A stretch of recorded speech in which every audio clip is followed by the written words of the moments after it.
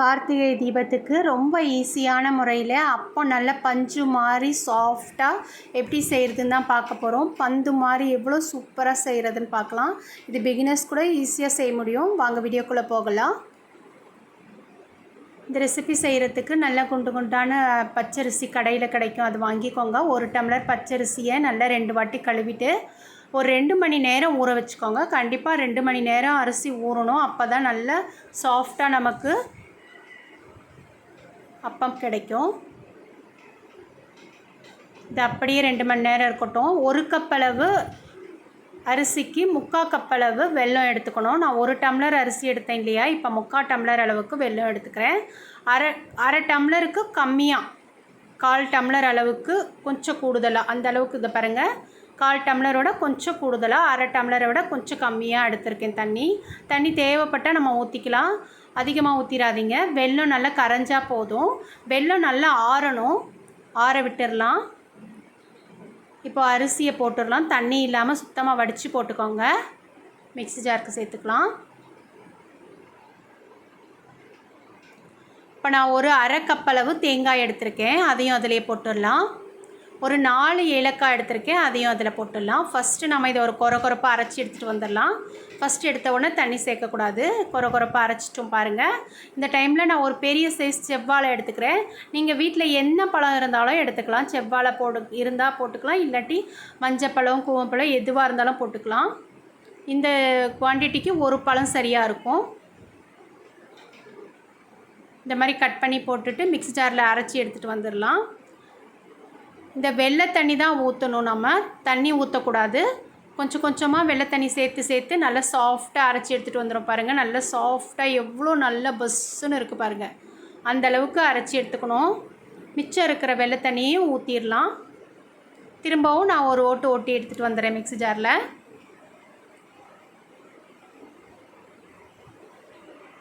இப்போ பாருங்கள், இன்னுமே சூப்பராக சாஃப்டாக வந்துருச்சு. கரெக்டான பக்குவத்தில் இருக்குது பாருங்கள்.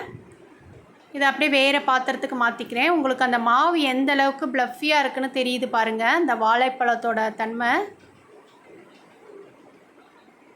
இந்த மாவு எப்படி இருக்குது நான் எடுத்து காமிக்கிறேன் பாருங்கள். சூப்பர் சாஃப்ட், அவ்வளோ புசுன்னு இருக்குது பாருங்கள். இந்த மாதிரி இருக்கும்போது அப்போ நமக்கு அவ்வளோ சூப்பராக வரும். நான் கடாயிலையும் ஊற்றிருக்கேன்,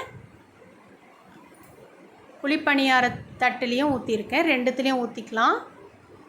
அப்போ எவ்வளோ நல்ல முசுன்னு வந்திருக்கு பாருங்கள். ஸ்லோவாக வச்சு செய்யுங்க, அப்போ தான் உள்ளேயும் வெந்து நல்லா வெளியவும் மொறுவாக வரும்.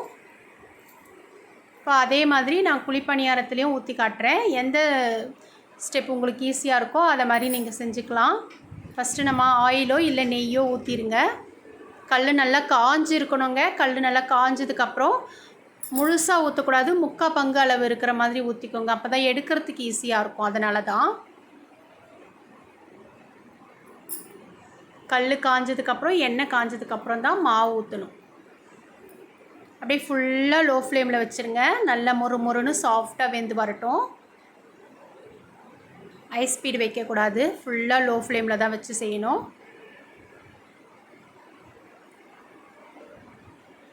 இப்போ பாருங்கள், ஓரங்கள்லாம் நல்ல கலர் மாதிரி வந்திருக்கு, சூப்பராக இருக்குது. நல்ல ஒரு டார்க் கலர் வந்த உடனே நம்ம மெதுவாக திருப்பி விட்டுடலாம்.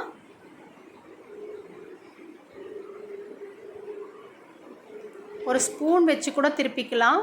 கொஞ்சம் பார்த்து மெதுவாக திருப்பணும். நல்ல ப்ராக்டிக்ஸ் இருக்கிறவங்க வேகமாக திருப்பிடுவாங்க, நம்ம மெதுவாகவே திருப்பலாம். பாருங்கள், எல்லாமே திரும்பிடுச்சு, நல்லா வெந்து வந்திருக்கு பாருங்கள். அவ்வளோதான், எடுத்தாச்சு. சூப்பராக நமக்கு கார்த்திகை தீபத்து அன்னைக்கு இந்த மாதிரி பணியாரம் செஞ்சு சாப்பிடும்போது ரொம்பவே நல்லாயிருக்கும். 2 ஸ்டெப்பில் எப்படி செய்கிறதுன்னு நான் சொல்லியிருக்கேன் பாருங்கள். உங்களுக்கு எந்த ஸ்டெப் ஈஸியாக இருக்கோ அதை மாதிரி நீங்கள் செஞ்சுக்கலாம். எனக்கு 2துலேயுமே சூப்பராக வந்திருக்கு. பார்க்கும்போதே உங்களுக்கு தெரியும் பாருங்கள் எந்த அளவுக்கு ப்ளஃபியாக வந்திருக்குன்னுட்டு. இந்த கார்த்திகை தீபத்துக்கு எல்லாரும் இந்த பணியாரத்தை செஞ்சு பாருங்கள், ரொம்பவே நல்லாயிருக்கும். அப்போது